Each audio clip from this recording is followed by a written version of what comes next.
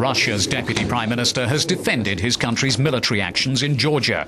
Sergei Ivanov expressed surprise at the international condemnation that followed and said Moscow had no choice but to respond to Georgia's attempt to regain control of the breakaway region of South Ossetia. Mr. Deputy Prime Minister, welcome to Euronews. What's your opinion of what has happened in the past few days? It was an attempt to destroy the Ossetian people, to push them out of the territory of South Ossetia.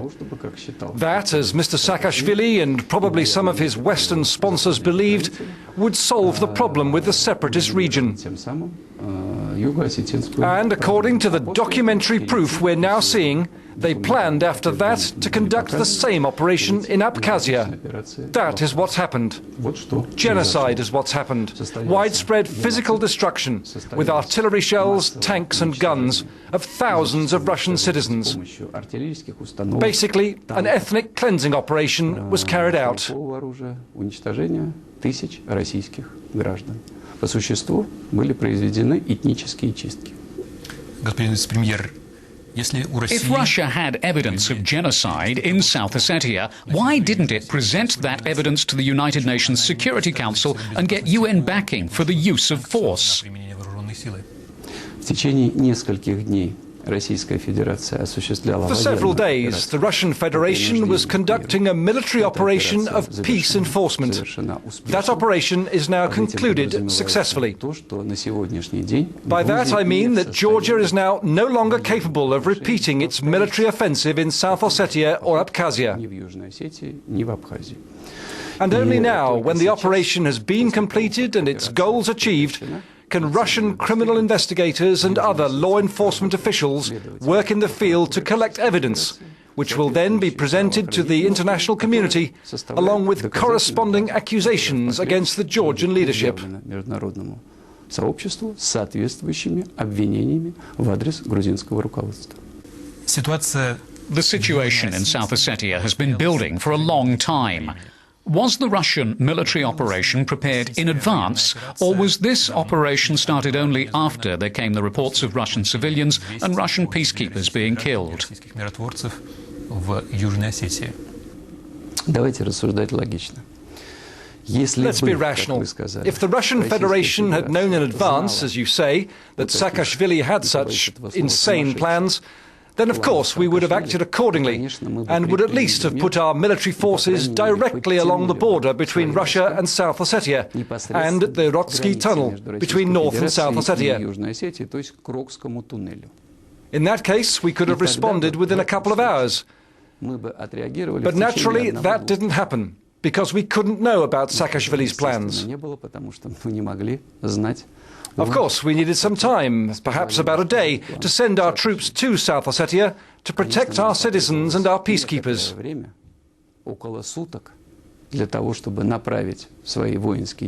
And in that time, Georgian troops shelled a city without being challenged.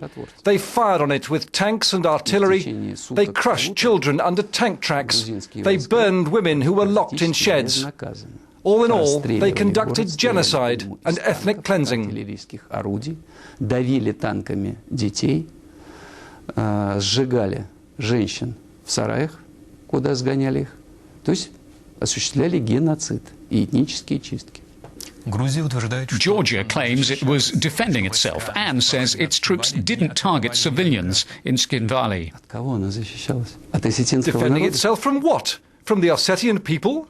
At the moment when Georgia unleashed its military action in the conflict zone, there were about 350 Russian peacekeepers, armed only with machine guns, since no other weapons were allowed according to the ceasefire agreement then in place between Russia and Georgia for South Ossetia.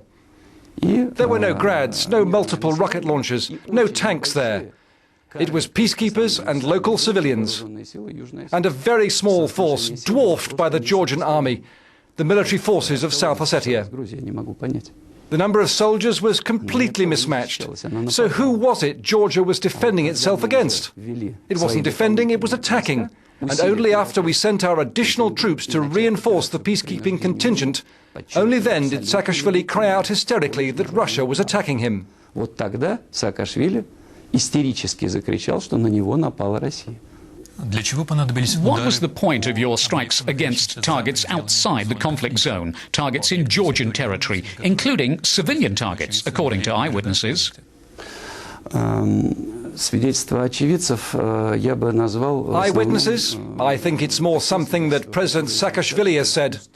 I wouldn't trust such eyewitnesses too much, as many of them resemble too much Goebbels propaganda, trying to present white as black and vice versa, trying to present a victim of an aggression as the initiator of the aggression, and vice versa. Our ground forces never crossed the border of the conflict zone. Instead, they launched strikes in response to the Georgian forces' attacks, such as artillery, which was still targeting Tskhinvali. There was speculation, panicky rumors and disinformation that Russian tanks had allegedly entered Gori, stories of Russian planes bombing Tbilisi. They were all Goebbels-style lies invented by the Georgian leadership. Что российская авиация бомбит Тбилиси. Это все геббельсовское вранье, придуманное руководством Грузии. Why do you think not a single country, except Cuba, supported the Russian military action? Наверное, просто из-за двойных. In short, it's maybe simply because of double standards. You see, Russia didn't really have a choice after what the Georgian leadership did. Large numbers of our citizens were wiped out, and no one can disprove that. It's a fact. И никто и никогда этого факта опровергнуть не сможет. In conclusion, how solid do you think the ceasefire is that's now established between Russia and Georgia? Надеюсь, что надежно. Я надеюсь, что I hope it will hold. I hope this time the Georgian leadership will have enough sense not to repeat the adventures it has pursued lately. Произошли буквально на днях. I hope very much that the ceasefire will hold firm, but I will repeat, to ensure the ceasefire lasts, we will take all necessary action for the security of our Russian citizens living in South Ossetia and Abkhazia. What actions? Will the Russian army stay in those internationally unrecognized republics? Not the Russian army, but peacekeeping forces deployed there legitimately. You have to agree there's a big difference. The difference is fundamental.